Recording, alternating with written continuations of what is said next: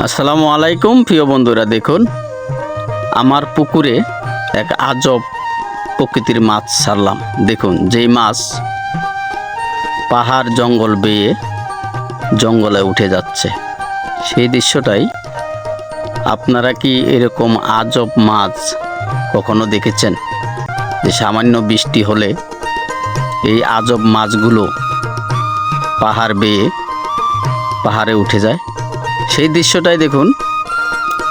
তা অনেকদিন পর আমি পুকুরে আসলাম। আমি আসার পরে বৃষ্টি আসলো। বৃষ্টি আসার পরে দেখুন, খেয়াল করে দেখলাম এইভাবেই আমার পুকুরের আজব মাছগুলো এইভাবেই পাহাড় বেয়ে উঠে যাচ্ছে। এই মাছগুলো কেউ কি চিনেন? চিনে থাকলে অবশ্যই কমেন্টে বলে যাবেন। সেই দৃশ্যটাই দেখুন।